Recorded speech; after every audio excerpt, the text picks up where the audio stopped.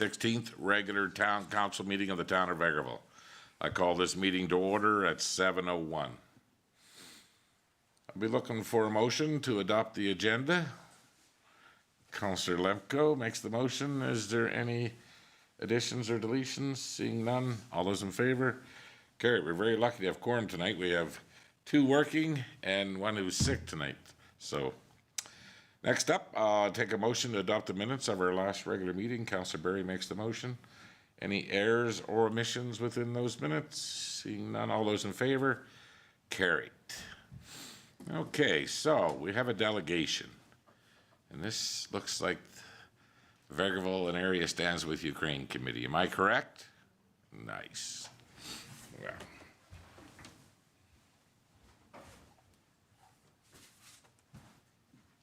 I'm probably not going to have a microphone, Lane. Okay?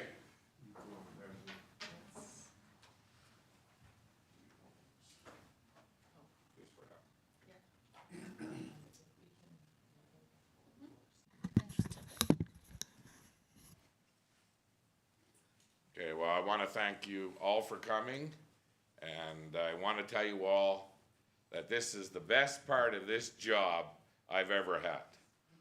On behalf of myself and council, those who are here, it is an honor to present this committee with this award.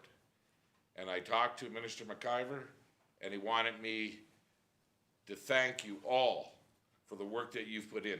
This award is for partnership, and when the Russian government decided to invade Ukraine, it didn't take long. A quick call out to our community, and this committee started, and I've never been prouder of anything that this community's done. It has been amazing, so give yourselves a hand, really.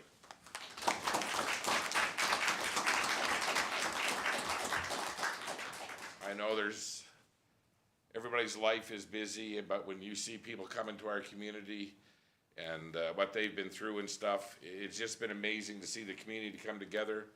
And now the displaced Ukrainians that have come here and been here for a while now are part of our community. And there's nothing that makes us as council prouder, I'll tell you that right now. So I think that our MLA has set Sharon here to make a few kind words. Sharon, could you step up to this one?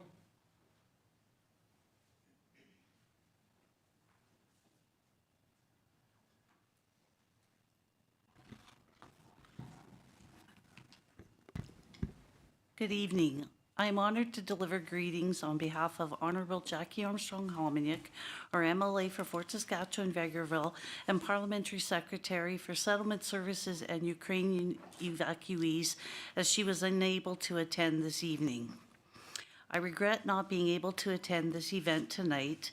Vegreville and Area Stands with Ukraine is an organization I hold very close to my heart, and I consider myself honored and privileged to have worked with such a wonderful group. This week, I am on the road meeting with Ukrainian and newcomer support organizations to hear about the challenges they are facing and to learn about ways we can all help one another. I truly cannot think of a more deserving group for this award. You've raised over $100,000, which doesn't just testify to working in fundraising, but the generosity of the businesses, clubs, and people of Vegreville and area. Not only has that money helped supply essential goods to Ukraine, but it has played a key role in supporting our 40 families right in our community.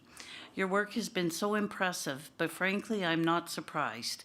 This is a strength I have always known our area has had, and it honestly fills me with pride to see us reach that potential. When watching the video, the government of Alberta posted with clips from many of you, all of the quotes spoke to me in terms of the strength of our community. A special thank you to Mayor McPhee and Council for being such willing partners in this initiative. Thank you to Councillor Lemko, VASW liaison from the town of Vegreville, Natalia Torshenko, chair of VASW, and many others too numerous to name. Congratulations once again on winning this award. Thank you.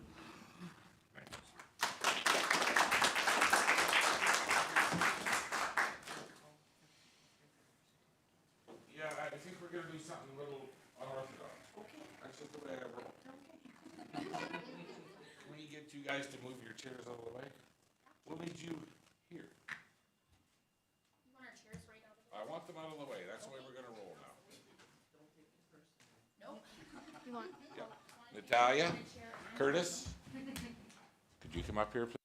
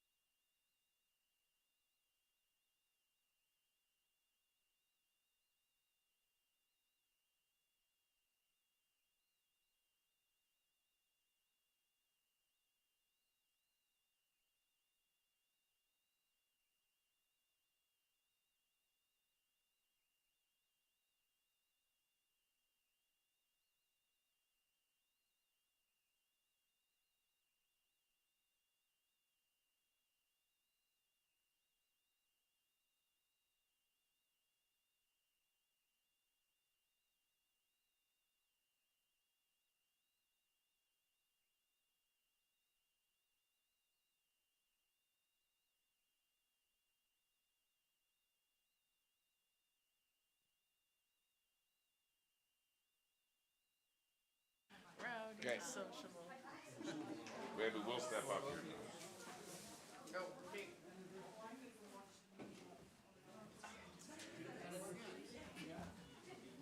Okay, so we'll shake hands on this one.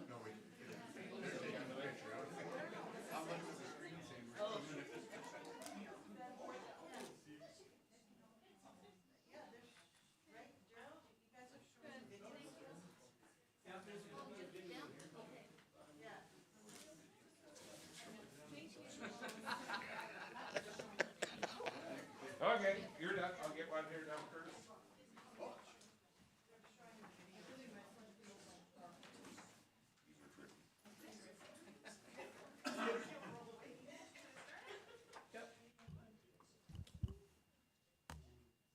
Atrocities that we've seen that were happening in Ukraine.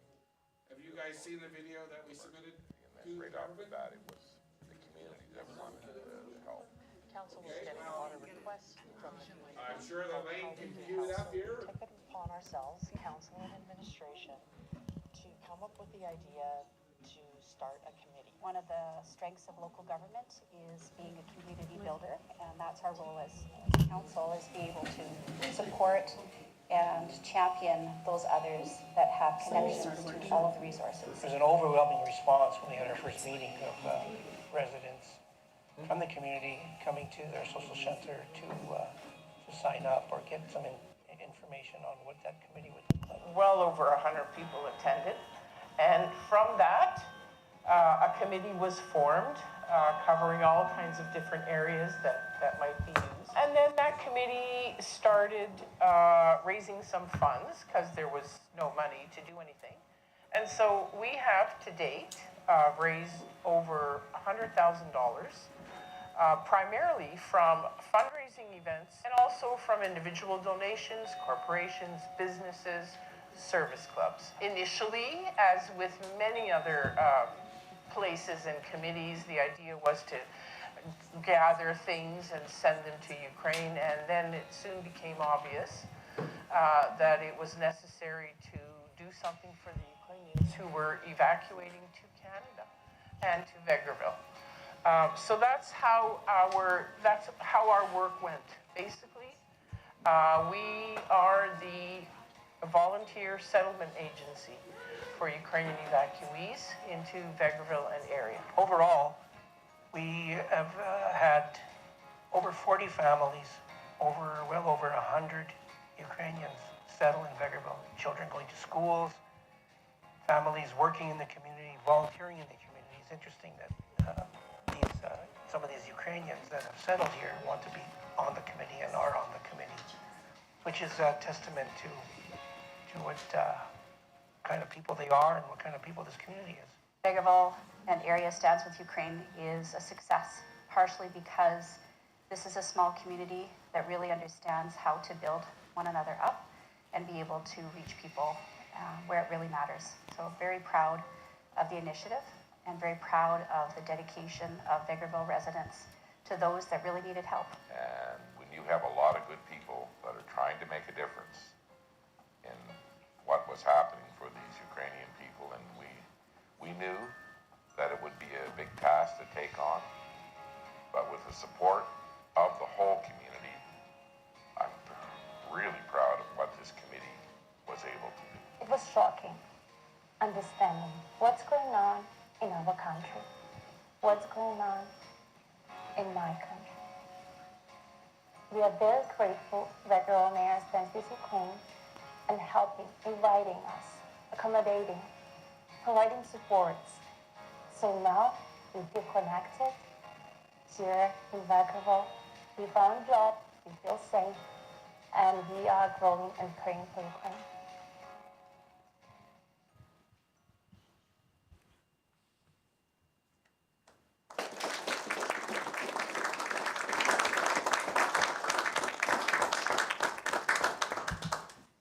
Good job.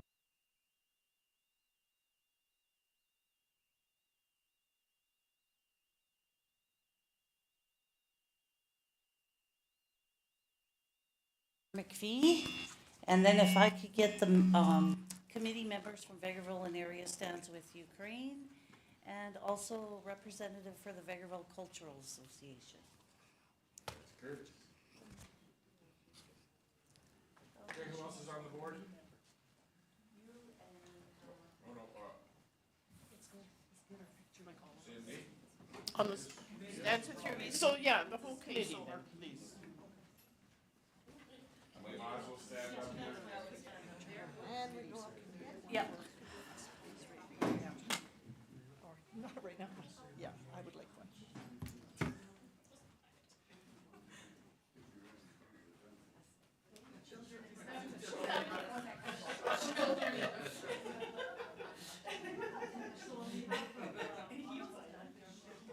I'd like to present this certificate to Mayor McKee from the town of Vegreville on the occasion of receiving the Minister's Award for Municipal and Public Library Excellence.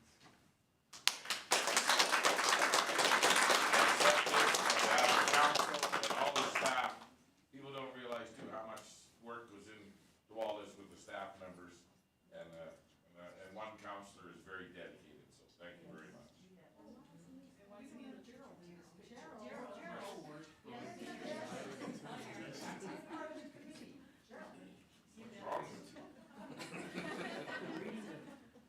Up here, Gerald.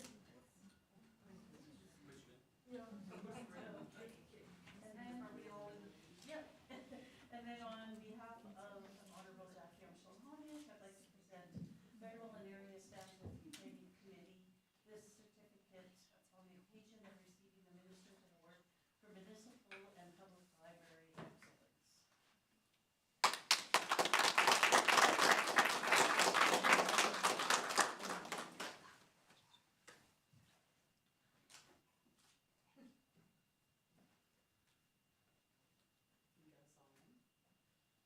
I did fine. Okay, look over here, guys.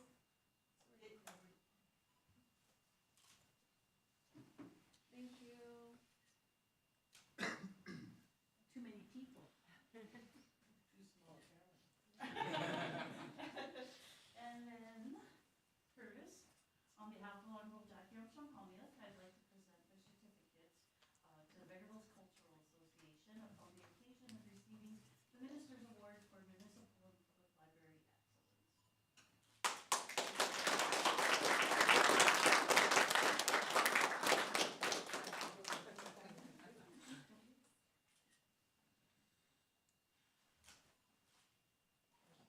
Thank you.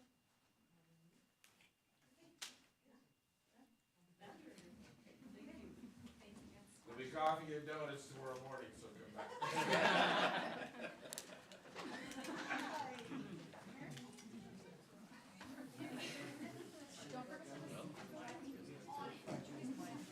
Yeah. Yeah. Right.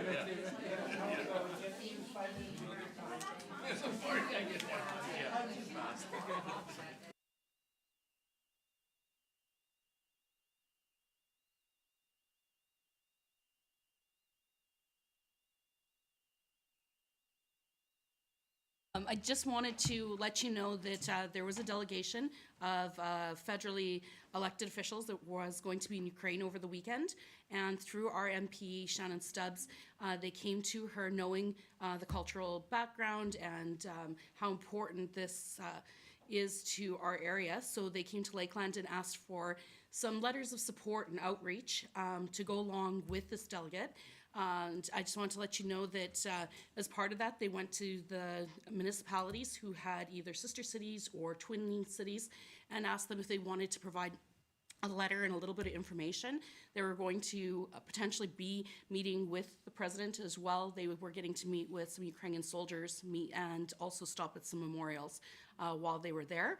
And I just want to let you know that in the letter that was presented from the mayor, he highlighted Vegreville and area stands with Ukraine. And the two items that were sent with them was the replica of the egg as well as the t-shirt that I see you wearing, which will be left at the memorial. So great job. And I just want to let you know that your work and effort was brought forward by the mayor to be brought forward with the delegation.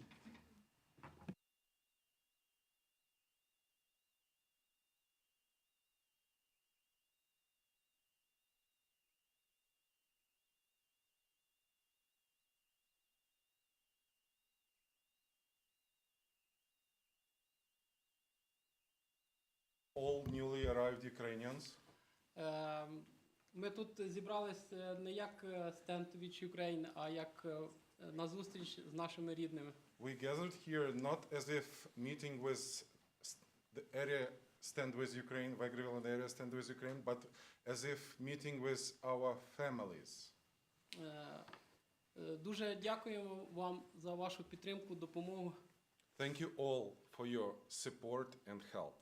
Хай Господь, бачучи то, що ви робите, воздасть вам 100 крат. May the God, by seeing what you are doing here, return you 100 times more.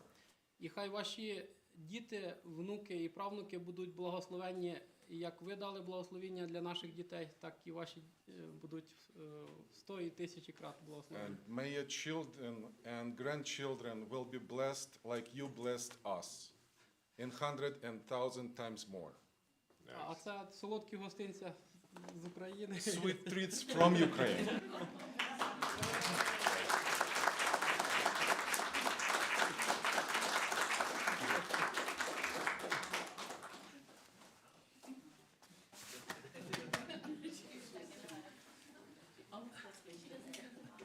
Поможеш мені? Так, звичайно. Sorry. We have one more speaker. Я безмежно вдячний вам всім. I'm immensely grateful to all of you. Ви всі є прекрасні люди і You are дякуємо вам. all great people here, and we are very much appreciative to you.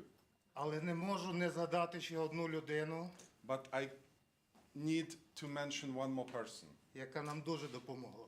who helped us a lot. Це є Сенді Гуменюк.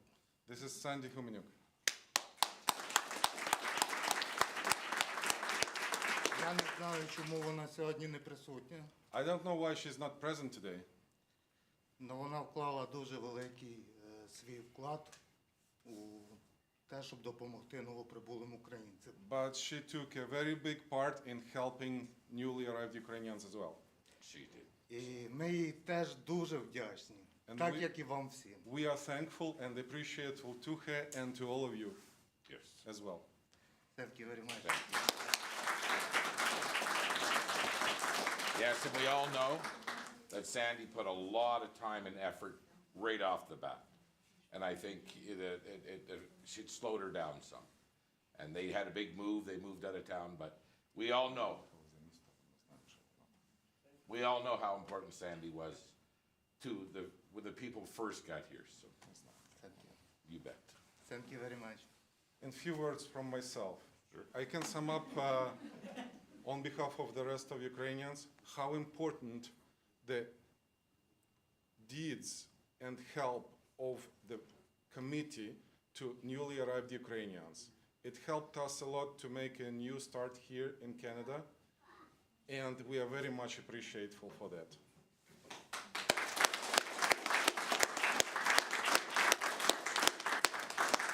Well, thank you all for what you've brought to our community.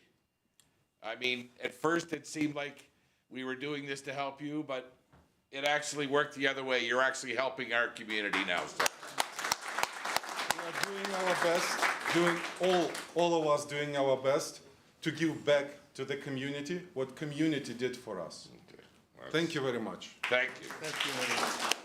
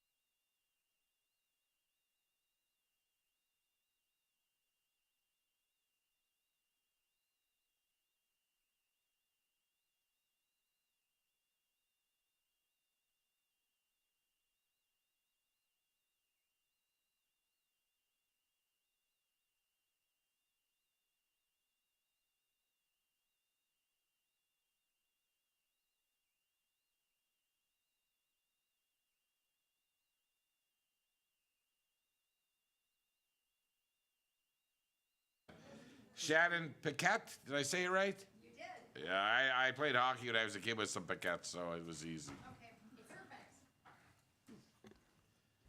perfect. There. I just want to say I knew I was speaking, so I had to try not to get emotional when they were doing the speeches at the end there. That's just lovely what they've accomplished. Congratulations. As it was said, my name is Shannon Paquette. I'm a Donor Relations and Development Officer with STARS. I've been there for over 3 years now. And so thank you for having me here today to provide mission and operational updates for your area. I'd like to start by highlighting that STARS is celebrating 40 years in Alberta next year. So 40 years of providing critical care anywhere and being a patient's best hope in a worst case scenario.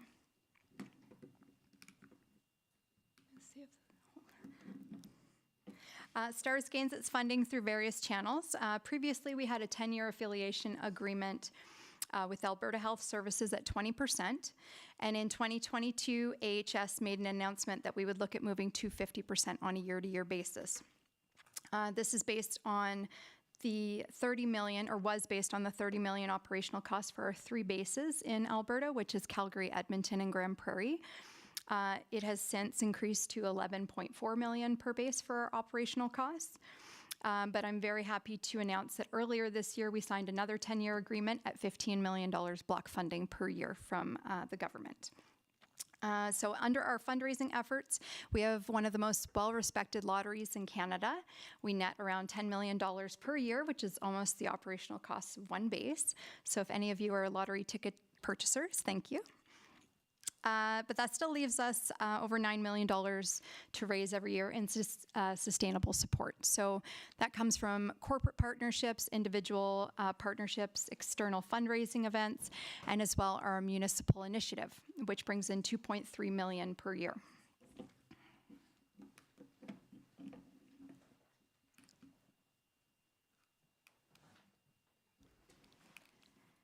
All right. So on this next slide, I'm going to show you the municipal support across the province of Alberta and northeastern BC. I'm so proud to share that over 94% of the municipalities are on board as partners with STARS.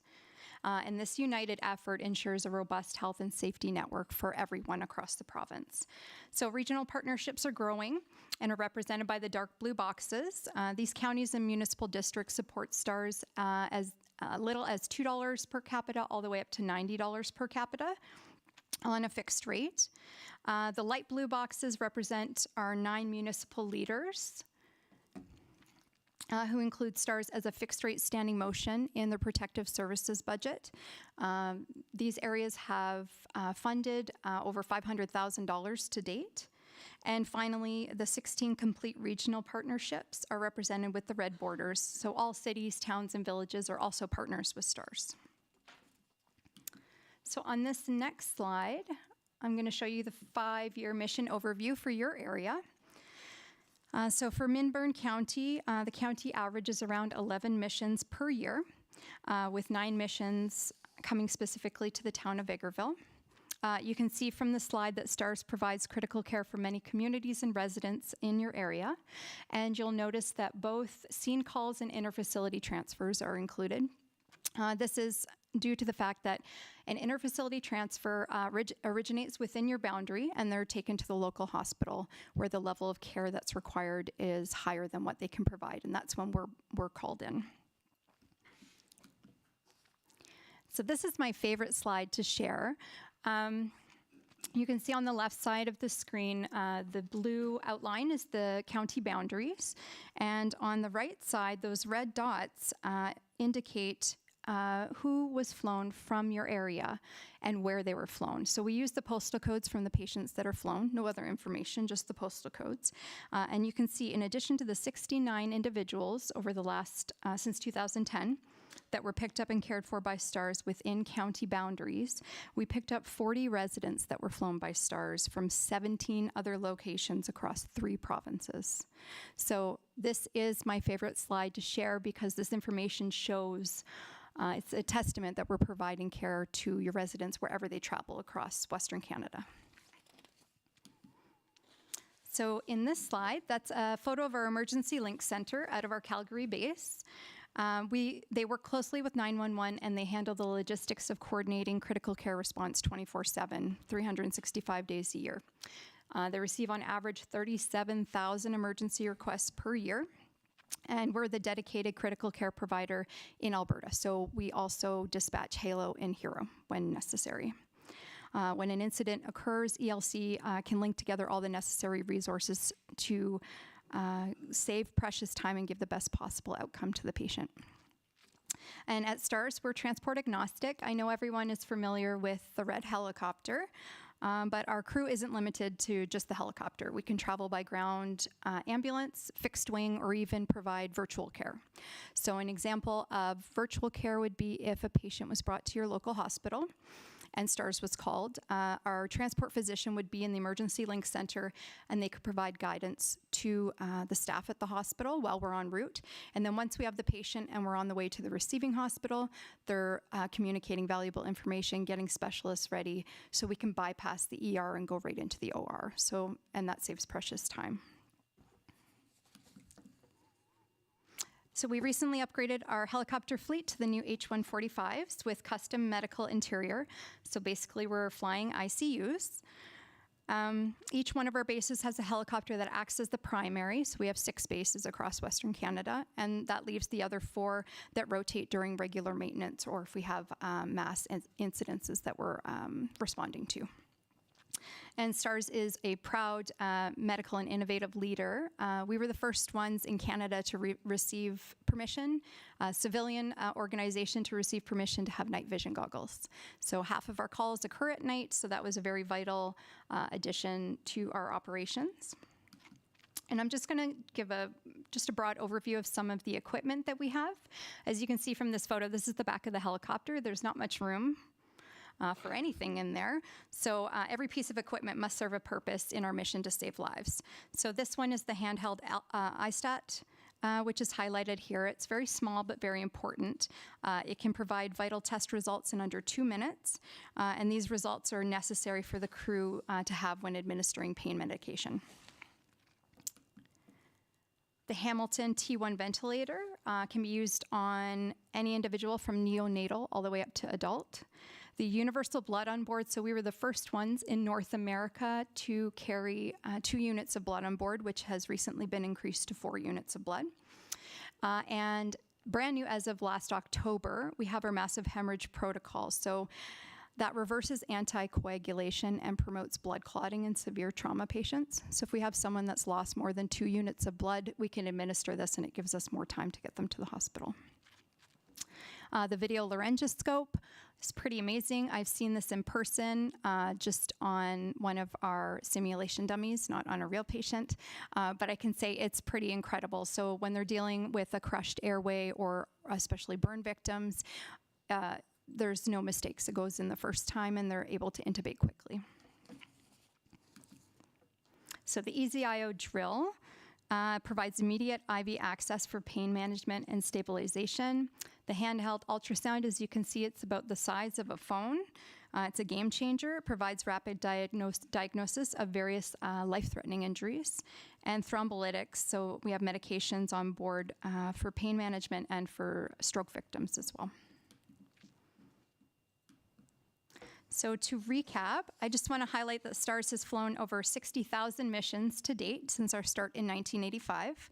We average 11 missions per year in Minburn County. We enhance rural health care through physical and virtual response.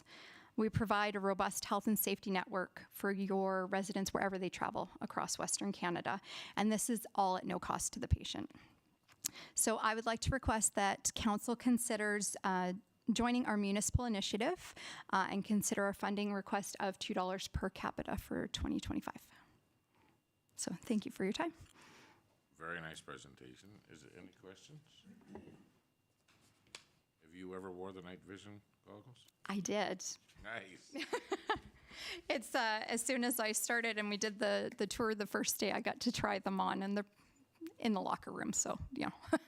But it's pretty incredible. So they're quite the units, those helicopters. Like, yes. it's a lot of equipment to have on there, holy. It is, yeah. It's pretty incredible. There's not much room back there. I know our crew is in pretty close quarters, and they work really well together. Well, you have to work really well together, you know, when it's that packed. But the back of the helicopter, surprisingly, you can fit 2 patients if need be.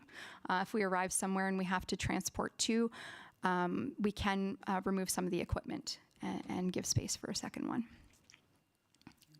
Well, I think there's at least everybody in the room probably knows somebody that's been out of our hospital here in the last 10 years, and you can't miss it. It flies right over my house both directions, so it's right. Yeah, and again, you know, like without that service, we know that some of our, you know, our neighbors wouldn't be here. So I mean, we really do appreciate what STARS, the organization, does. Do you guys still sell the calendars and stuff too as a fundraiser? We do, yes. Yep. Excellent. Is there any more questions of Shannon? Thank you very much, and we will have a discussion about this at our budget time. Perfect. Thank you so much. Thanks Have a for great coming. evening. Sorry about the bit of an interruption earlier. Oh no, not at all. That was lovely. Like what an amazing accomplishment for all of them and all of you. Like that's incredible. Okay, thank you. Next up, John S. Batuk, Water Commission, water rates. Okay, thank you, Your Worship.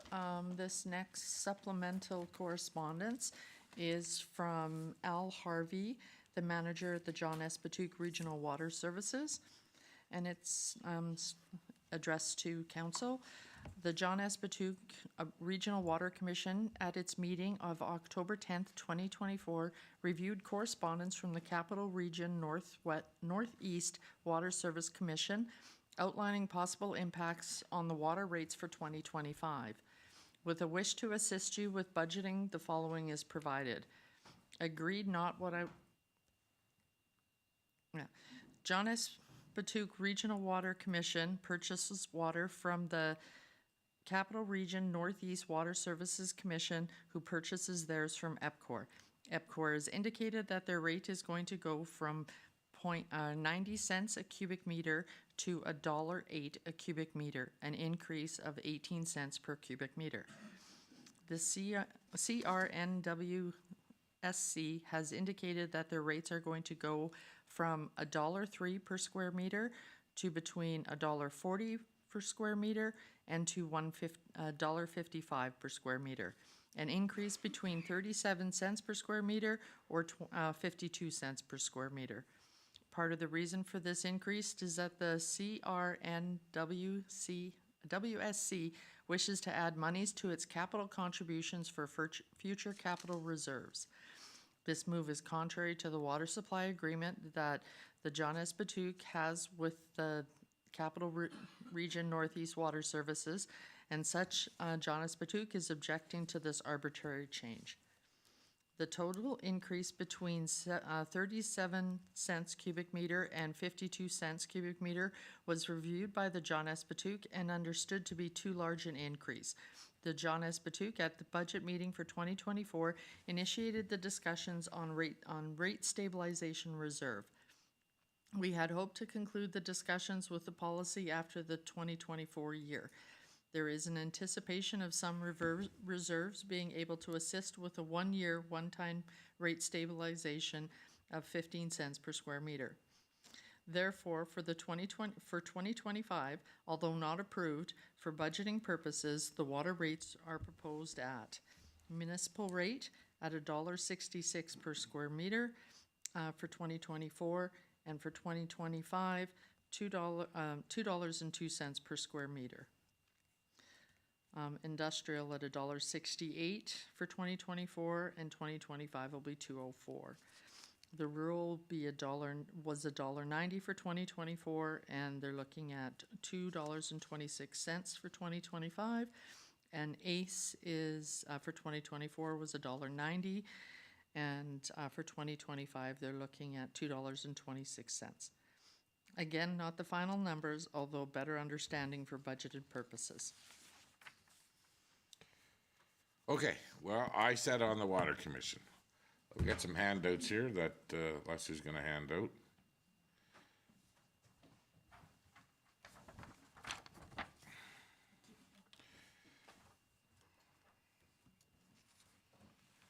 So we are in an agreement with, we call them the Northeast. You don't have to say all those central region Northeast. So in I do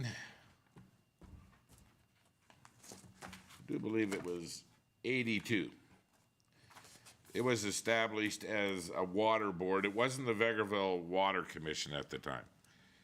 So before the commission was established, I think Patouk was the mayor of Vegreville at the time, went to the province and we asked how could we set up this water commission that we could service Vegreville with water. So in 1982, the province paid the Northeast Water Commission.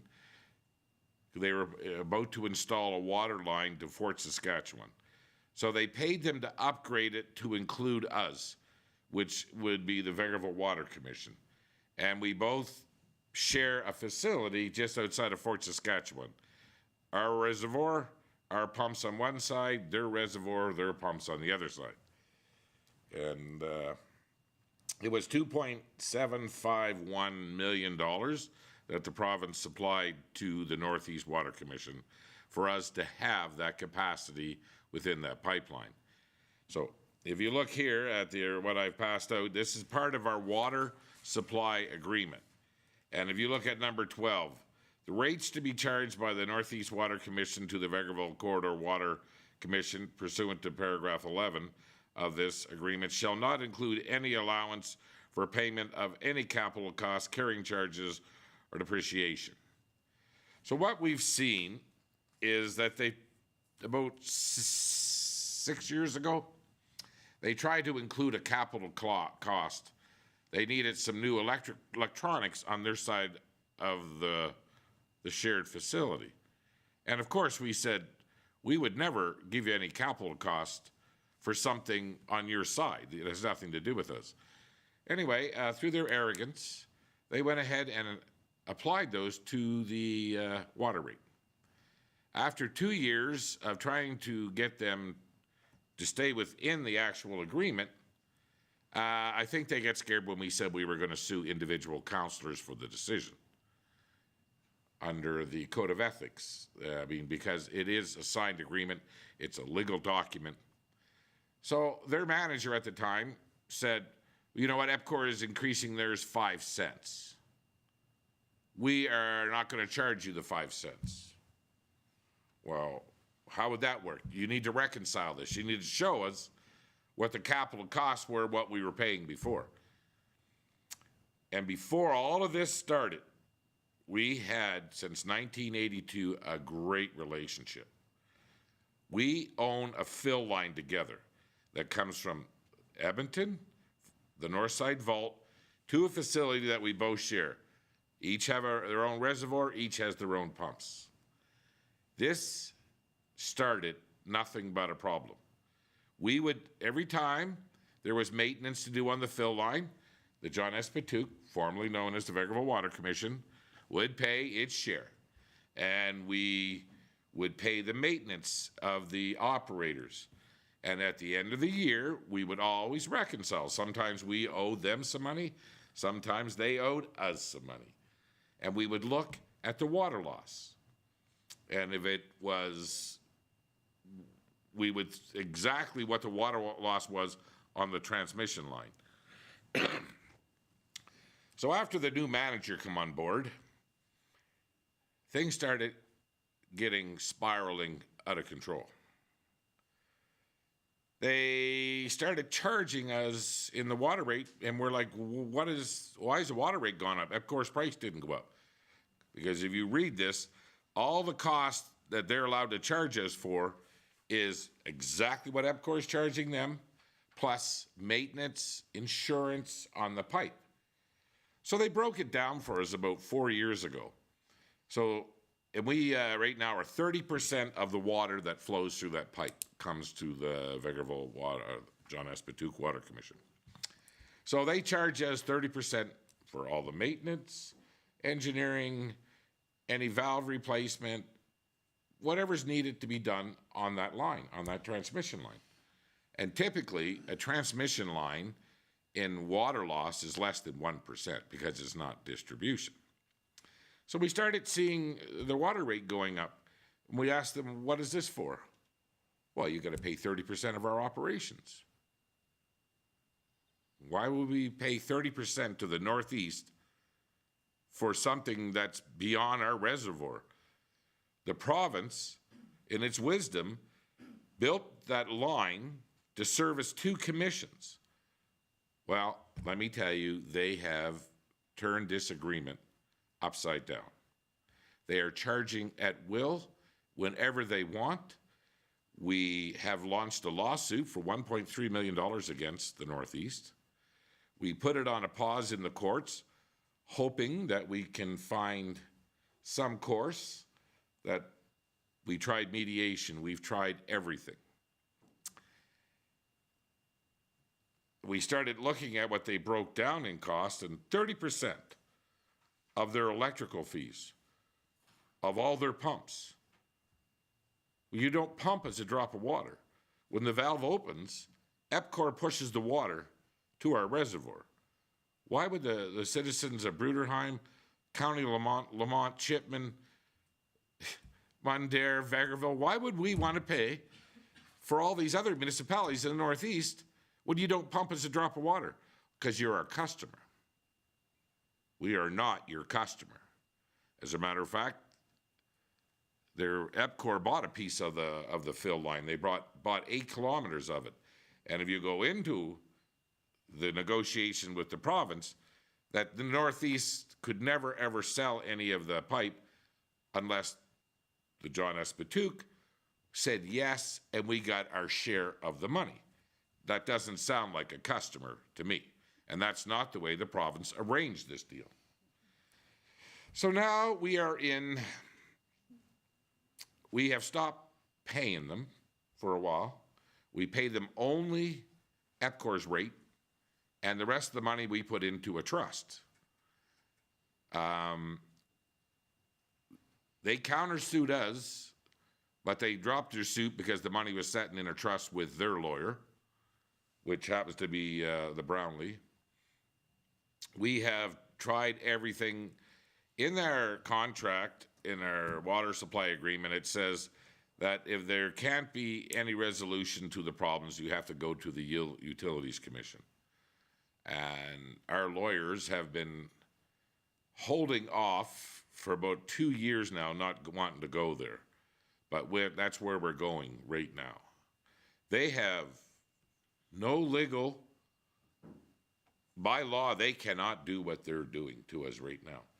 So we got the minutes of their last meeting. They went into camera session, come out and voted to include capital costs and capital reserves built into our water rate. So they want us to pay 30% of the bills in Sturgeon County, in Gibbons, Redwater, and their water line goes even up further than that. And they expect our residents to pay this, even though the province put this deal together and paid them for the capacity for the Vegreville Water Commission, and we have ownership of that fill line. They're saying that we are just their customer, even though they couldn't sell it, and without our permission, when they did sell it, they had to give us our portion. 30% of their managers' wages is what they're putting on there, which if 30% of his duties was managing 5 miles of pipe, that would be fine. But they have about 75 kilometers of pipe. So why should we pay 30%? We would pay our share of the management of that pipe. Anyway, it is getting ugly. It's not very good. I know all the councillors that from the municipalities that sat on that board. they broke the law again, knowing full well what this legal agreement says. They're outside of it again, and we will be going to their municipalities, and we will be trying to take them to task on the code of conduct, and we will be writing letters for the mayors and Reeves and council to read in public about the law breaking that's taking place.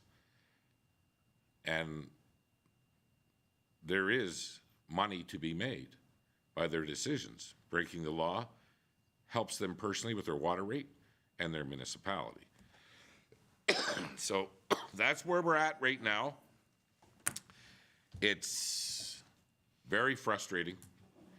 I've been on this water commission for a long time. I've never seen anything near those increases. So we don't have a rate stabilizing fund, a balancing fund. We did talk about it the last 2 years. So what our decision was the other night to get us to the next step with the Utilities Commission and the hearing is that we're going to offer 15 cents a cube off these prices to the municipalities until the decision is made or reversed. I just never thought.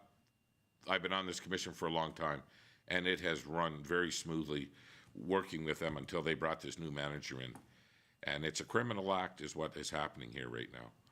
And I don't know how we're going to include that big of a jump in our budget, but I want everybody to know that we are working diligently as a commission to sue them and get recoup the money and hold them to the agreement that we already have. Does anybody have any questions about the Northeast Water Commission? Oh, one of their own members for the city of Fort Saskatchewan gave notice 3 years ago. They have to give 10 years notice to leave the commission. They don't like the way they're operating because they take 40% of the water in the pipe, and they are right beside the reservoir. So they got to pay all those downstream fees as well. They are very happy about this.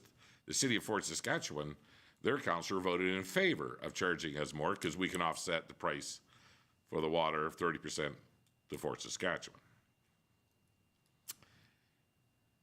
So theoretically, if they were to build a new pipeline in the next 7 years, which is their plan, they've already about $1.6 million into the design work. And if they pull out of the commission, our water capacity, what we're using compared to the Northeast, would be just under 70%, because the Northeast doesn't use very much water. And the Northeast plan is to charge all of us 70% of their costs moving forward. We went to the minister, McIver, and he said, you guys are not doing a very good job. Why aren't you suing them? I said, well, it was through a ministerial order that these two commissions were fed with one fill line. Yeah, well, take it to court, prove it. I really thought Minister of Municipal Affairs would be able to do something. He said no. So this is where we're at. We do have a long history of how this relationship has worked in the past, and it's been very smoothly. Every year we reconcile. Just out of the blue, 4 years ago, they said 5% water loss. We're like, we've never had 5%. The most we've ever had is 1% on that fill line. Oh no, 5% on all of the Northeast. 5%, well, where do you come up with this number? It's sort of a universal number in the water business, so we're going with it. So we said we were going to take them to court on that because it says right in here that it's only on the fill line, and they tried to charge us. So they sent us a reconciliation on 2021 water loss. And it came back, they sold more water than they bought. I don't know how you do that. But somehow, that's how good their records are. So I'm telling everybody out there right now, this is going to be a problem. But we are holding the money in trust, and hopefully we can find some resolution moving forward, because this is actually a criminal act is what they're doing. And I don't know, Dale, you've been at this long. Have you ever seen an increase in water like that?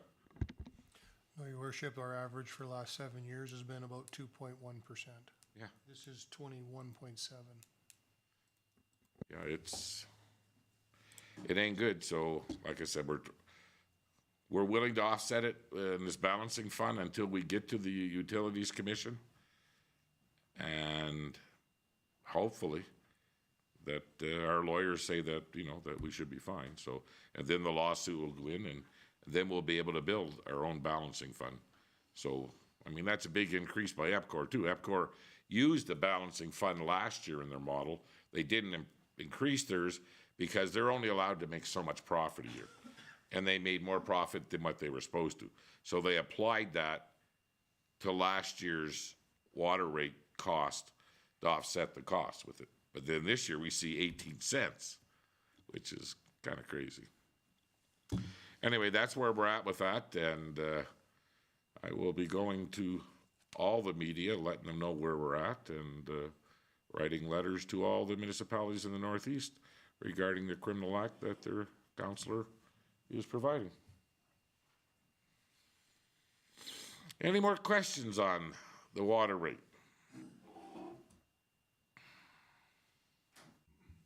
Thank you, Your Worship. I appreciate the detail in bringing us up to speed on this, and certainly I believe that you should continue to fight it. I ain't going away, I'll guarantee you that. So, okay. Next up, Director Lefebvre. Thank you, Your Worship. I have a request for council decision. Typically, the process would be that this would go to a legislative committee meeting as a memo, and then follow up and come to the following regular council meeting as a request for council decision. But the applicant is asking that we could fast track this, as it's simply a permit for a fence, basically. So the topic is permit application within direct control district to have the town council consider development permit application for a fence which is located within a direct control district. And as we know, any decisions, any permits, any approvals in direct control are be one-on-one by council.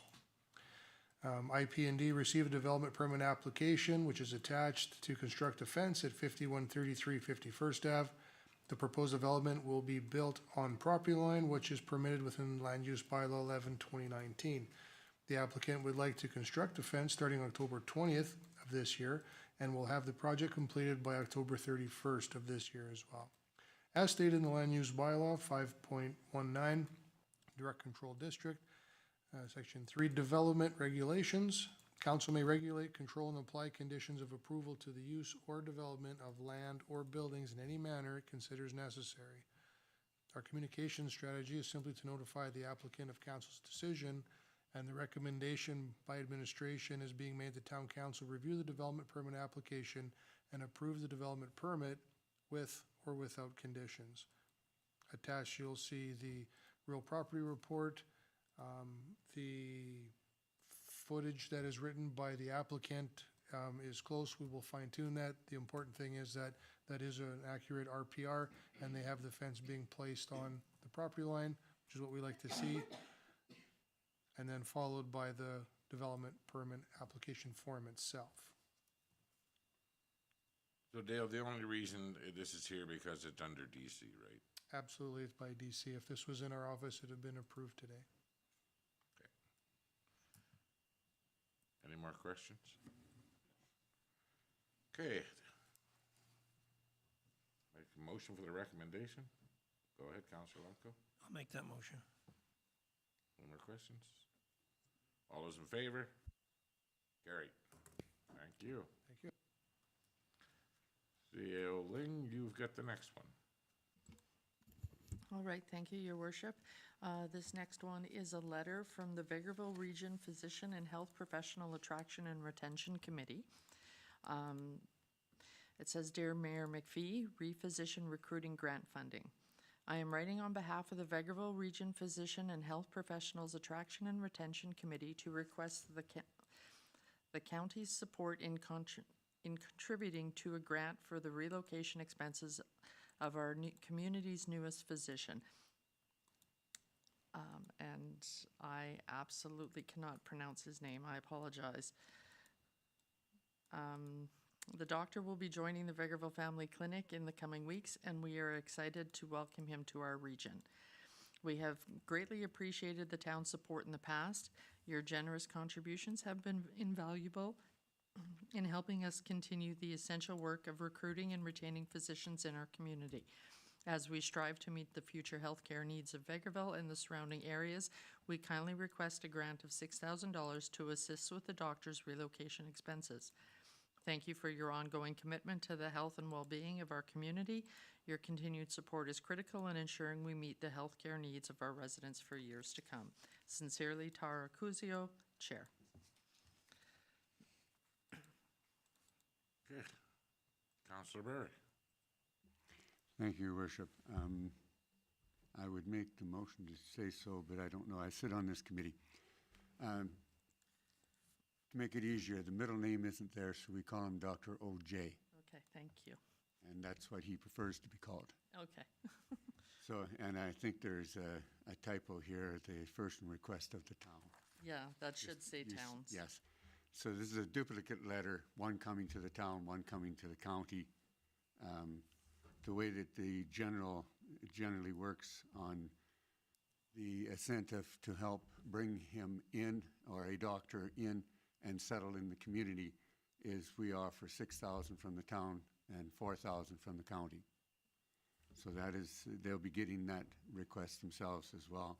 So this is something that has been typically done in the past when requested, and we're hoping that he will be able to find lodging within the town and eventually move his family to town. But that will remain as to how quickly properties become available, particularly for rental at the moment. So this is probably the first time in a few years that we've actually had a request. Yes, actually, if I could just Please. Add a little background into this, Councillor Barry. These are budgeted items. Annually in our budget, we budget for this $6,000. So when the request came in, because of course the request came in earlier last month, we've actually already, with between the county and the town, we have paid paid Dr. OJ for his relocation expenses.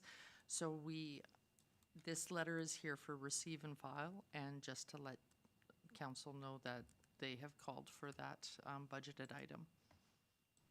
Yeah. We've seen it in the budget. Yeah. It's our understanding that the committee had to make a request. Yeah, the committee has to make the request in order this is the for us formal to, request. yeah. So at this time, I would take a motion to receive and file. Thank you, Councillor Werba. Any more questions? All those in favor? Carried. Next up, Director Saskew. Thank you, Your Worship. I have here the August 2024 monthly cash statement. So we began, I have too many tabs open. We began the month with $6.6 million in our BMO account and $1.4 million in our high interest savings account, for a total of $8,106,453. In the end of the month, we had $7,309,401. And so that is a change in cash balance of $797,000 decrease. So major sources of cash for the month were $111,929 GST return. So that was money coming in. Major uses of cash included 2024 construction projects, which totaled a value of $175,000. We paid for some of our annual maintenancing and dues for our computer programs, which is approximately $66,000. And then we also had a payment of $22,000 to VTSS and the 17,000 to Prairie Tales, as well as $335,234 on RCMP. It would be their quarter one payment, so it was for the period ending June 30th, 2024. And that is all I have, unless there's questions. So the credit system with the RCMP payment is no longer there? This one was a pretty close to a full payment, yes. And did we reconcile the numbers against what our numbers were? Yes. Go ahead, CAO Lynn. Yes, I've reconciled with the detachment. We're waiting on the reconciliation from the, from K Division, and that usually lags about a month behind. Okay. Yeah. Can I add, in total, with the 2 quarterly payments that we've already made this year, we are only at a total of $485,000 compared to, in the past, we would have at least had almost $700,000 spent at this point in time. So there was a big credit on the first quarterly invoice, so Okay. some savings. Okay. Well, I would be in favor of spending it all if they had more officers.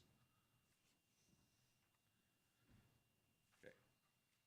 Need a motion to accept the financial statement as, thank you, Councillor Berry.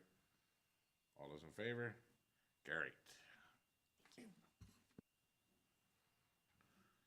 Okay, look at all these with your name on them, Sandra. All right, we have a bunch of policies here that are up for council approval. So the first request for council decision is for policy number FIN 6002, which is the travel and expense policy. So on September 13th, 2024, the Council Remuneration Committee met to review and discuss FIN 6002. The Remuneration Committee discussed travel reimbursement, meals, parking, and accommodations. The Remuneration Committee only recommended changes to travel reimbursement, and that was to use the Canadian Revenue Agency, the CRA mileage rate, which is currently 70 cents per kilometer, instead of the Government of Alberta travel, meals, and hospitality expense policy for mileage at 55 cents a kilometer. After discussing the committee's recommendation at the September 17th Legislative Committee meeting, the proposed amendments have been included in the revised policy presented today. Financial implications. If approved, councillors and employees will be compensated an additional 15 cents a kilometer for travel for out-of-town board committee meetings and approved conferences. This increase will be captured in future budget planning. The communication strategy is the updated policy will be published on the town's website. Senior management team will be notified of the mileage rate change and will need to consider this increase while budget planning it for future conferences. So the recommendation is that town council approve the amended FIN 6002 travel and expense policy as presented to be effective January 1st, 2025. Thank you. For a motion for the recommendation, Councillor Berry makes the motion. We have nobody on the room. Oh, okay, there we go. Just, I guess, a little note to that is just, obviously, this is a recommendation from the board. When they were looking at this part in particular, it was, the recommendation came kind of after a couple little parts. Number one being that they saw that a large number of municipalities were actually using the other rate. There was actually a very small number that were on the previous rate. As well, when they broke down some of the additional costs that were being charged in the municipalities that had the provincial, it actually didn't have it actually made more sense budget-wise on this side. And also they did recognize that as the town has changed and we, of course, don't have some of the same charges per meetings and whatnot, and with some of the virtual options, that this will somewhat be easier for the less trips, but also to capture some of the increased cost of fuel. Would that be climate mitigation tax? Or carbon tax? Okay. Yeah, there we go. I'll just behave and say, you're right, Your Worship. Any more comments? All those in favor? Carry. You can say carbon tax. Carbon tax, yes. Okay, the next request for council decision is for FIN 6003, which is the council remuneration policy. So again, on September 13th, the Council Remuneration Committee met to review and discuss FIN 6003. The committee reviewed the comparison spreadsheet using neighboring and similar communities. Council members on the committee confirmed that they were fine with the remuneration structure put in place in 2022. The Remuneration Committee agreed to continue with the current structure pay. Other considerations were discussed, including compensation for members sitting on two boards, the Assessment Review Board and the Subdivision and Development Appeal Board. Bylaws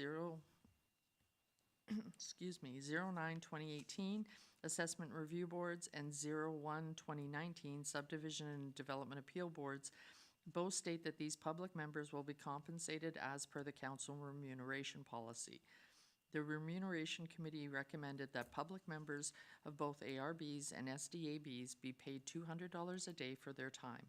Any travels, meals, and accommodation expenses are to be paid as per the FIN 6002 travel and expense policy. After discussing the committee's recommendation at the September 17th Legislative Committee meeting, the proposed amendments have been included within a Schedule A of the revised policy presented today. So financial implications, the frequency of ARBs and or SDABs can be unpredictable. Therefore, precise financial implications for compensation of $200 a day is difficult to calculate it. For example, the town of Vegreville has not conducted ARB hearings in 15 years. However, there is one hearing scheduled this upcoming fall. The last SDAB hearing was held in 2022 over a period of 3 days. Public members at the time were compensated $100 per meeting as per the formal council remuneration policy. SDAB hearings used to occur frequently. However, since council approved the $500 appeal fee in 2017, the number of appeals heard by the board has decreased significantly. So communication strategy, the updated policy will be published on the town's website, and the recommendation is that town council approve FIN 6003 council remuneration policy as presented to be effective January 1st, 2025. I'll look for a motion for the recommendation. Councillor Lemko makes the motion. Any discussion? Go ahead.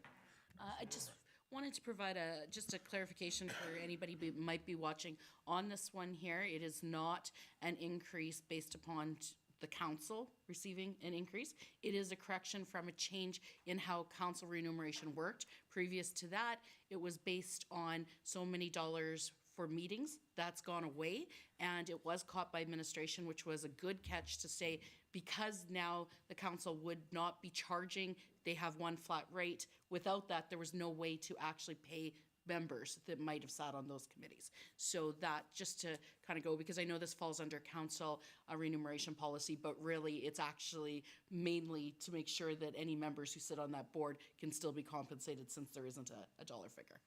Yeah, because it could sit there for all day too. Yeah.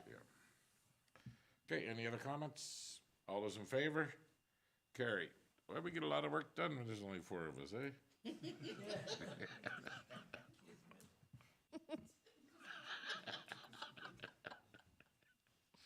Just saying. All right, the next request for council decision is for FIN 6004, which is the council professional development policy. And the background on this is on September 13th, 2024, the Council Remuneration Committee met to review and discuss FIN 6004. The Remuneration Committee recommended maintaining the annual professional development allotment of $2,000 per elected official, with the expectation that elected officials are to partake in professional development opportunities annually. Council discussed the committee's recommendations at the September 17th Legislative Committee meeting. The policy presented to council today has not been changed except to update the formatting and in compliance with policy GOV 1001 and amending the review dates. So financial implications is councillors will continue to be allotted $2,000 annually for professional development as previously established in 2022. The updated policy will be published on the town's website, and the recommendation is that town council approve the amended FIN 6004 council professional development policy as presented to be effective January 1st, 2025. Thank you. Look for a motion for the recommendation. Councillor Barry. Any comments? Sure. Let's go ahead. I just wanted to comment on this one here. This amount and allotment has in the past often not been used. So there was some discussion around that.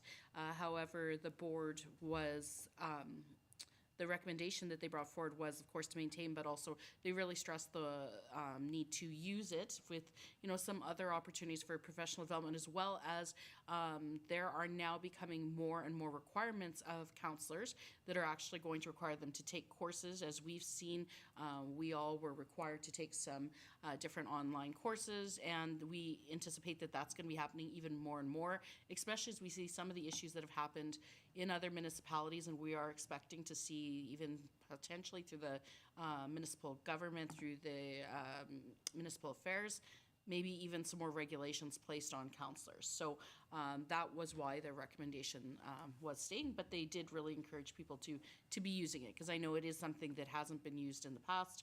And I actually had a comment from somebody when we were talking about this before, so I just did want to take this opportunity to clarify that money is not given to counselors. No.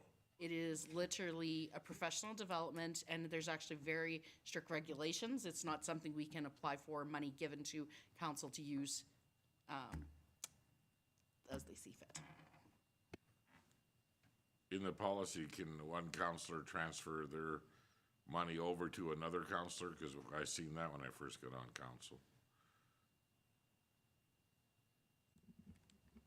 It's, as far as I know, that stipulation is still in here, that if a particular counselor is, their courses max their $2,000 limit, but they are offered in the same budget year, that another counselor can offer up some of their PD budget to cover that off.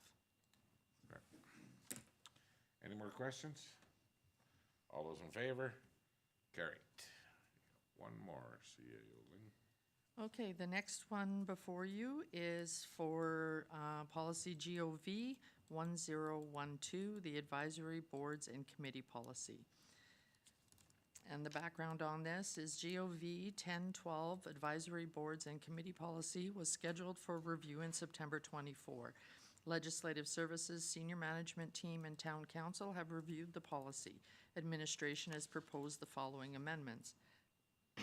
Reformatting the policy in compliance with GOV 1001, updating the department from strategic services to legislative services, and updating position titles in section 4.1 from communication and marketing manager to community engagement and economic development manager or their designate. There are no financial implications. The communication strategy is that the updated policy will be published on the town's website, and the recommendation is that town council approve the GOV 1012 advisory boards and committees policy as presented. All right, thank you. We're looking for a motion. Councilor Warwell makes the motion. Any comments? All those in favor? Carried. Thank you. Okay, now back to the bylaw.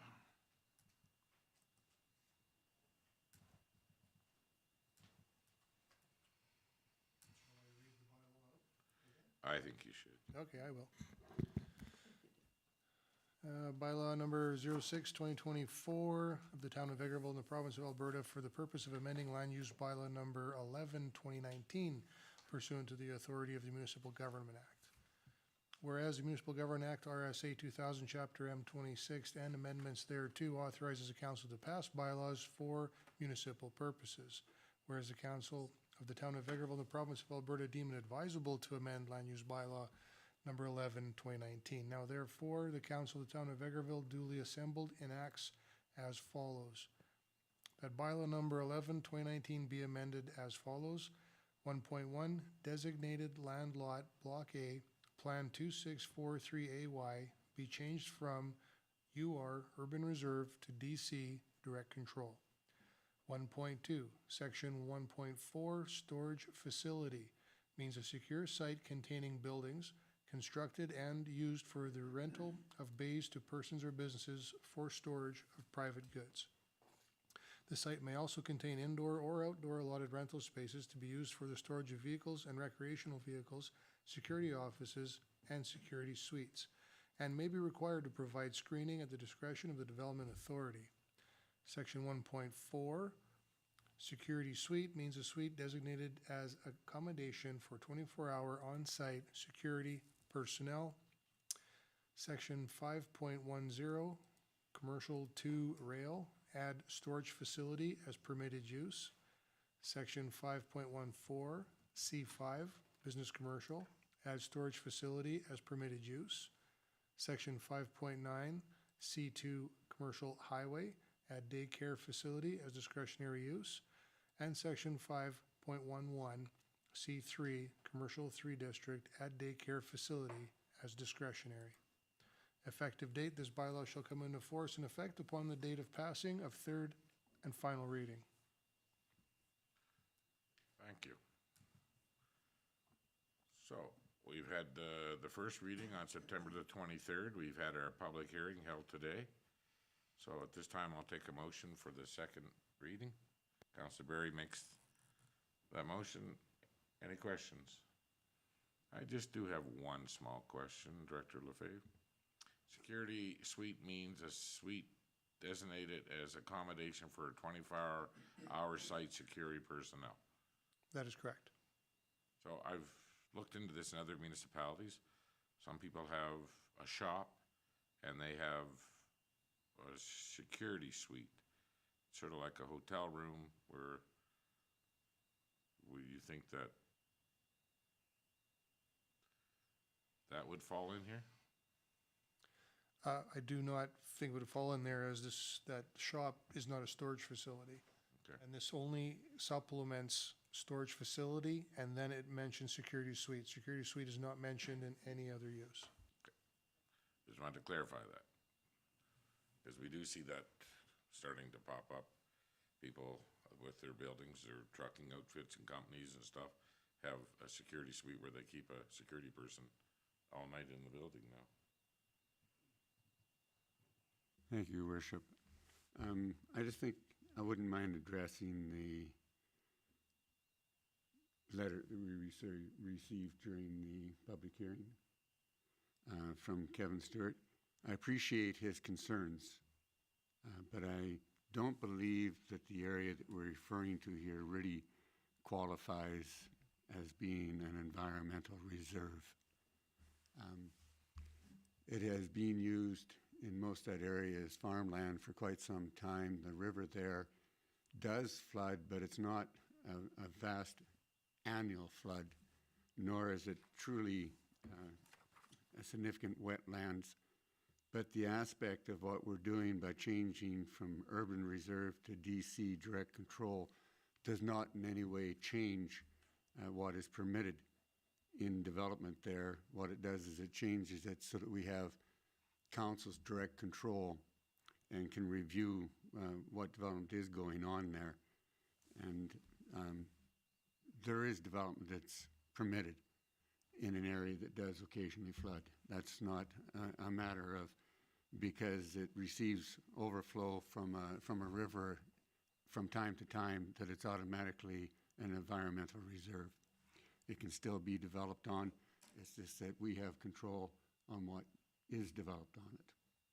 So I think that I appreciate his letter, but I think that as a former fisheries biologist, I don't have concern that this area has to be environmental reserve. Okay, well, thank you very much. All in favor of the second reading? Carried. And Need a motion for the third and final reading? Counselor Lemko makes the motion. Any more comments? Seeing none, all those in favor? Carried. Thank you for getting all that ready, Dale, and, sorry. Director Lefebvre. Okay. We'll start with our council reports. Councilor Whirlwind. I had a feeling.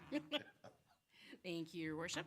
Okay, it's going back a little bit here. So on September 25th and 26th, I did attend the Alberta Munis virtually.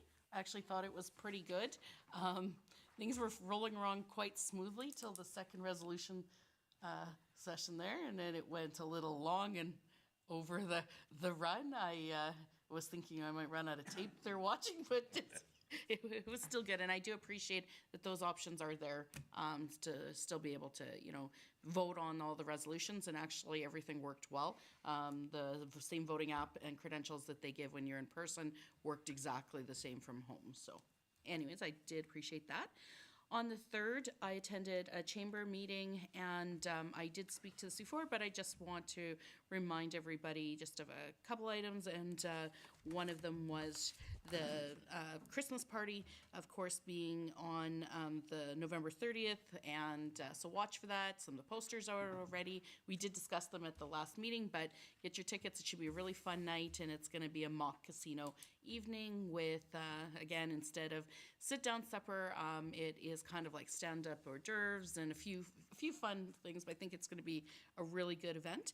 Also just wanted to highlight that they will also be having the November 16th Christmas art and craft show, and that'll be in partnership with the Egg Society, so watch for that. And within that, they'll be taking donations for both the Food Bank and the Christmas Bureau. And as I did mention the last time, but I was speaking about a couple different meetings that we were at, they are right now in the process of recruitment and hiring for a new chamber manager. So that is some of what is going on with the chamber. I had a meeting on October 8th, the legislative meeting. October 10th, we actually had another chamber meeting, but this one here was a subcommittee, and it is to meet about their 50th anniversary, which they have reached out to clubs and associations, and so this was kind of like a subcommittee from that with the groups coming together. They had put out a preliminary letter, brought the groups around, and they were throwing around different ideas. Now, obviously, nothing is fully set in stone, but the direction they're going at right now, looking at that weekend being July 26th, there was some talk about doing at least a 2-day event. What they are talking about now, though, is that they're going to focus it towards the 1-day event. Keeping in mind just that summer is hard to get people to. They also, in working with partnerships, don't want to do anything to impact some of the other annual events that have gone on. As they discussed just 2 weeks before that, you would have our Pesinka Festival. Within 2 weeks after that is the Fair Days, as well as respecting the fact that there's been a new event that I believe is going to be annual in that time frame, which is our medieval fair. So they just looked at that and know that, volunteers are short, it's a little harder in summer, and rather than running a multi-day event, they're looking at running a really nice event with the true idea of being celebration of the Pesinka itself. Again, so there may be some fundraising aspect to it, but more so it's the celebration aspect and having all the clubs kind of take on little things. So what they're looking at is a full day kind of in the park, potentially starting off maybe even with a pancake breakfast, being able to, there are grants being applied for, which will determine some of the final items, but having a number of fun things going on, all centered down around the park, including entertainment, potentially bringing in the small grandstand, the movable one, through the Egg Society. I can say that it's an asset having a representative from the Egg Society coming, because they were able to provide a lot of data and information on, they've hosted a lot of rental events, bringing in singers and whatnot. But I think it's going to be a really fun day, and the committee is really working at making it diverse so that there's stuff for the really young guys, some fun, maybe egg-themed events, but as well making sure that there's stuff that all the way up through adults and seniors could enjoy in the day. So it's kind of a watch for more to come, but they are doing a lot of planning on that right now. I had a library board meeting earlier tonight, and I did report on this before, but they are in the process of also looking for a library manager. And so they have had applications, and they're going to now start the weaning down process of that and actually doing some interviewing. As well, they're working on budgets. I believe they'll be meeting with our administration tomorrow, and they have passed a bit of a preliminary, getting everything ready so that it gets to us in time for our budgeting cycle. And then I attended the public hearing tonight and tonight's council meeting. Okay, well, thank you. When you said like ag activities, like ag a counselor's house or anything? Well, we had some fun discussions. I mean, I think, there's egg races, some other things that could go on. Although there was some talk about wouldn't a good fundraiser be, a dunk tank or maybe a pie in the face. So, there might be some questions of council maybe wanting to volunteer. Well, I do believe Guinness Book of World Records, Yes. the ag with on the spoon thing is achievable. Yeah, I think and that might end up being some great partnership that could come up. I mean, they kind of just start off, they did really shift a little bit of what they had started with, thinking of this bigger event. And then as it came into here, it actually got really exciting because it was the idea of being like, just pack up and come to the park for the day and make it so that there's a bunch of stuff that you could do all day long. It might be a great synergy, and that might be a good suggestion we can make to speak with tourism to see whether, because I know that was one of those initiatives discussed, maybe that would be could be a lot of fun. Can you imagine if we were breaking some world records while doing all the other stuff? I know a lobbyist for the Egg Growers of Canada. Yeah. And he would probably help us out with supplies. So. Supplies, excellent. Thank you. Councillor Lemke, what have you been up to? Thanks, Your Worship. The 24th of September, I attended the Cemetery Bank Restabilization Tour and got to go out to the cemetery and see the fine job that was done there at stabilizing that bank. I didn't realize it was that steep, and how the work they did out there, and amazing how that project showed, and then the growth that was coming already from the work they did.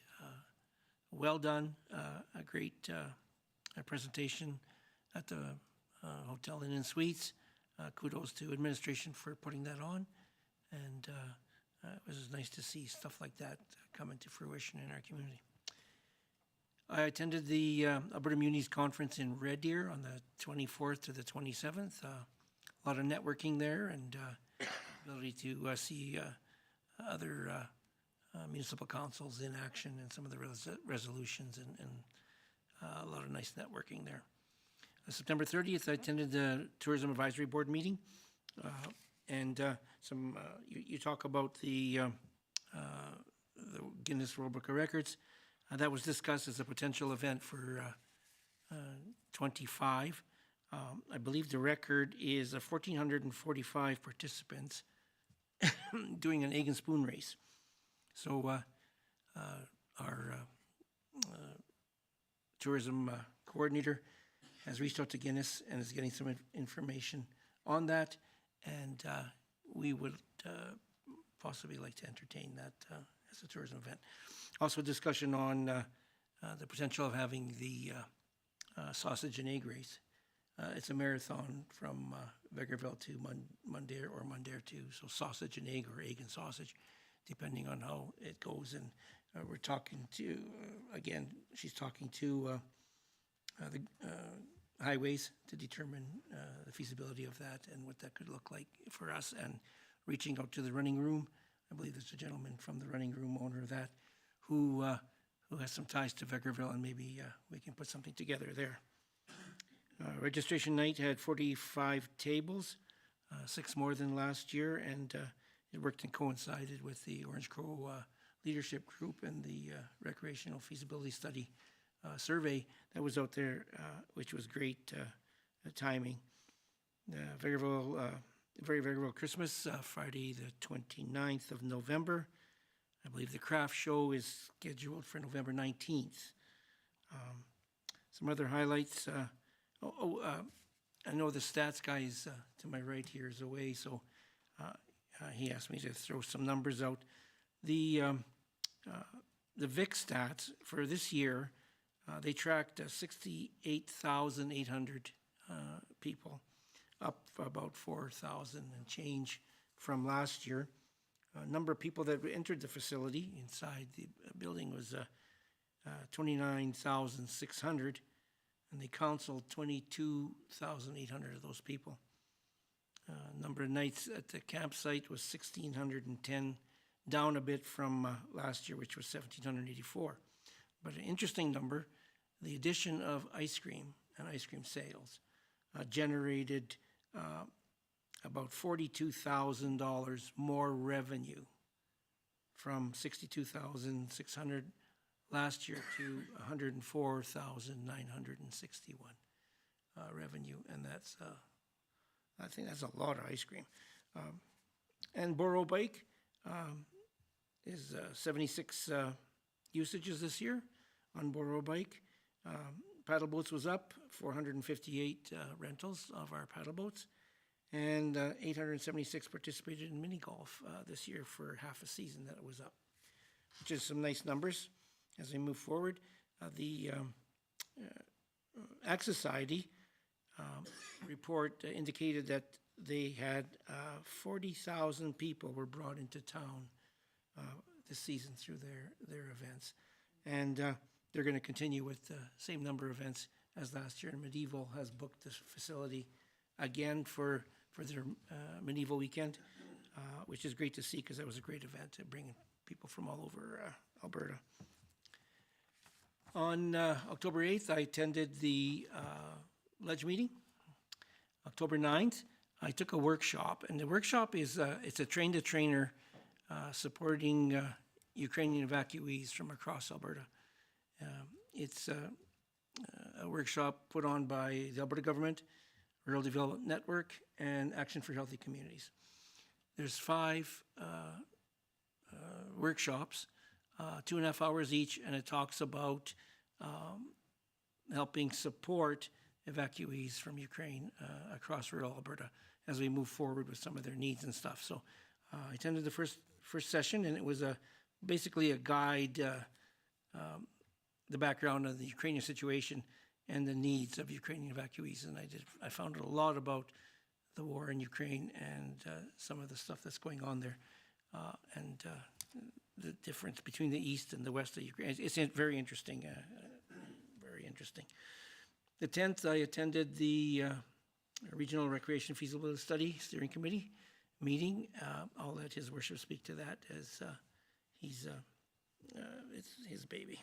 October 11th, the MD Minburn Foundation board meeting. Just some of the discussions. It's strictly just the business of the board, the financials, and some updates on what's going on. It was interesting to find out that to replace the lino in the building currently through the kitchen and the areas where the lino is $67,000. And the lino needs replacing. It's just incredible how much money it costs to run a building that big. And the boilers need a repair. It's like that new building can't come too soon. And tonight's public hearing and this meeting, Your Worship, and that's my report. Thank you very much. Councillor Berry. Thank you, Your Worship. You couldn't fool me tonight. There's only 4 of us. So on September 24th, I was also attending the Cemetery Bank Stabilization Project, and yes, very good presentation. Nice tour. Really good to see just how well it's coming along right now. I'm looking forward to seeing some early spring shots of it when it really blossoms up and gets blooming or growing and budding out. And I think that at some point in the future, I'm really hoping that we see a video that can be displayed to the public just to demonstrate how nice that project really was. And kudos to the work that was done on getting that up. September 25th to 27th, also at the Alberta Munis Conference. Overall, I thought a lot of it was really, really good. I thought that some of the speakers were quite interesting.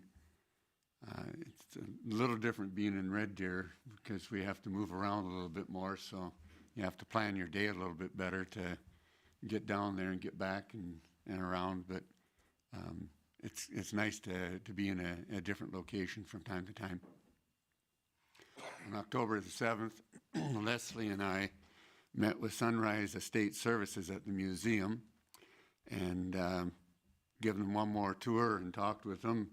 And they have been madly at work for the last week putting together the first part of the auction that actually kicked off and started today. I think the first 414 lots are now online and bidding can start. The website should be available to people to get on there and start bidding. A second grouping of lots will probably be established and go out. I think they're predicting maybe October the 23rd. So there'll be many more items up for grabs on that as well. And just so that people, if they're interested, the website is sunriseestateservices.ca. And then you look for online auctions. And it'll come up there and tell you all the information that you need to register for bidding and start going searching down through the 414 lots and placing bids. So that's where to get going on that. On the 8th, ledge meeting. On the 9th, Veg Ag Society board meeting. Touch based on a few of those different things. They're just sort of wrapping up the year because this is basically their year end. Just make mention that the corn maze didn't come off quite as well as had been hoped, and yet it was still successful. The weather was practically too hot the first weekend, definitely too wet the second weekend, really nice the third weekend. So the third weekend would have been the nice normal turnout, 700 for the weekend. So 1,400 and some all told for the year, a little down from the anticipated 2,000, but it was weather related. The corn had come in and had grown really nice. And I'd like to just also, I know that the Ag Society will be doing so, but a personal thank you to all of the businesses that contributed and sponsored the corn maze this year, and to all of the volunteer groups that came out to make it a success. And other than that, tonight's public hearing and regular council meeting. Well, thank you very much. What was the site for the auction again, Councillor Berry? Just give me 1 second here. I will pull it up one more time. It is sunriseestateservices.ca. And everybody and anybody can get on there and bid and make it a success. And there's a lot of really interesting items. And the second round will have a lot more as they go through on this. So. Okay, thank you very much. So on the 24th, I too took in the bank stabilization videos and the presentation at the hotel. I didn't make it over to the site, but it was all good work, and I'm very proud of the job that our staff did, and Brianne put on a nice day there for everybody. It was very nice and very interesting what can be done with, you know, in a natural setting using natural remedies for it. So the 25th to the 27th, Alberta Munis, yep. It went pretty good. I ended up talking with 6 different ministers, and I set up 3 to come and speak at our next 2 NEGO meetings, which happens if you hang around where their meetings are and just keep walking up in front of them and sticking your hand out. Yeah, eventually it's going to happen. And all in all, it was a pretty good event.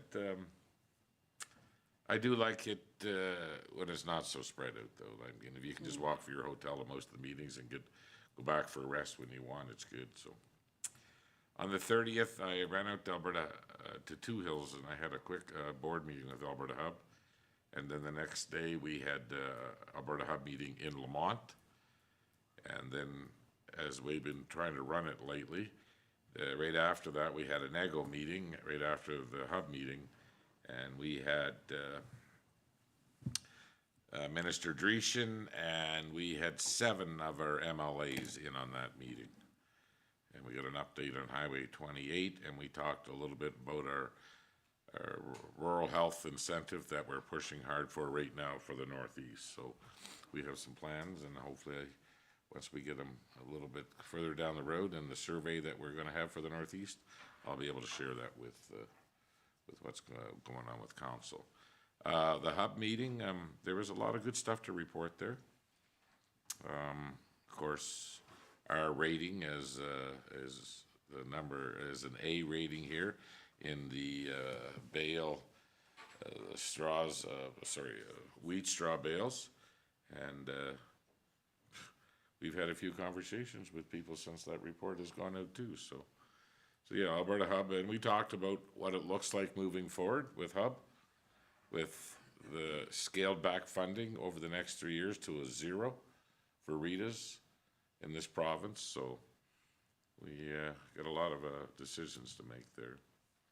Then on the October the 2nd, Jameson and myself drove to Lloydminster for Economic Partnership Summit, and we knew this was all Indigenous based, and it wasn't exactly what we thought it was going to be.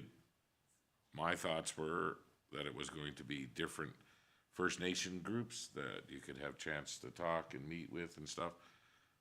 It really didn't come off that way. It was a lot of successful stories of First Nation people with their businesses and how they got to where they're at, some of the challenges that they've had. And all in all, one of the best speakers I've ever heard in my life. When it comes to reconciliation, I was really impressed with this. Can't remember his name right now, but I do have his card and stuff. All in all, it wasn't a bad day. We got to talk to our JET representatives, jobs, training, jobs, economy, and training, and they had no idea who Arctic Rescue was. So we spent a lot of time, Jameson and myself, educating both those members. And since then, they've already reached out to Arctic Rescue, and they're going to be using them as a contractor, I'm pretty sure. So it was a very successful day. And on the 4th, Jameson and myself went into Sherwood Park to meet Mike and his team at Arctic Response, and we introduced them to Mohammed and his wife from AJN, the new panel guys that are going to be setting up their plant here in Vegreville. I was very surprised at Arctic Response. Just their facility, they've been there 6 years. They have another one in the north, 2 in the north, I think. But yeah, we went upstairs and there's 9 people up there on computers working. It's a lot bigger than I thought that outfit. So anyway, the meeting went fairly long, so Jameson and myself had to leave them in their meetings, and they're discussing what the curriculum would look like for the different type of training stuff they're going to need. On the 7th, I met with Dr. Jan Solaski for lunch. He updated me on Inca and where they're at, and they're starting to surface again. And since then, Jameson and myself have had a few conversations with them. I think even Leslie was talking to them. So you just never know. On the 8th, the Ledge meeting. On the 10th, the recreation feasibility study, and it was good. The REVA, the County of Two Hills, sat in on that one. They talked a little bit about what a facility would look like, staging it out with aquatic center and a field house to start, and then maybe adding a rink and stuff later. And they sort of picked the location, they drew it in. There was some interesting comments, but there's a lot of different stuff that's going on there, and the survey will be closed here pretty soon. I'm not sure exactly when it's gonna be closed. October 31st. But there was a lot of data, and Leslie, do we send it out to all members of council or just the ones on the steering committee? I think everybody have access to it, because some of the information that comes up there is, it'll make you think a little bit. This is what people in this area are thinking about. And you may not, myself personally, there was a few questions that were, there's a lot of stuff that I never thought would go in that direction on the survey. But it's nice, and hopefully we're going to get a few more of the municipalities engaged with us as we keep moving forward. Also on the 10th, I had a meeting, Teams meeting with our MLA on that night, the John S. Patuque Water Commission, and we discussed the letter that where we're at there today. And then on the 11th, we had, Jameson and myself had a meeting with this Provincius Biofuels out of BC. And they had seen the report regarding the potential here for wheat straw into biofuels. And they're already up in business in some large facilities, and we will be continuing to talk with them. We're going to introduce them with a few different levels of the provincial government first, and they already have all kinds of contacts in the federal government. And this is not the first one that's contacted us so far regarding this, that study that was done and the rating that we get. On the 11th, I also attended the awards night at St. Mary's, which was a very nice evening, and there was a lot of people there, a lot more than usually show up. And tonight's public hearing and tonight's town council meeting. So that's what I have. Is there any other business of council? Seeing none, I adjourn this meeting at 8:55. Went a little longer than I thought.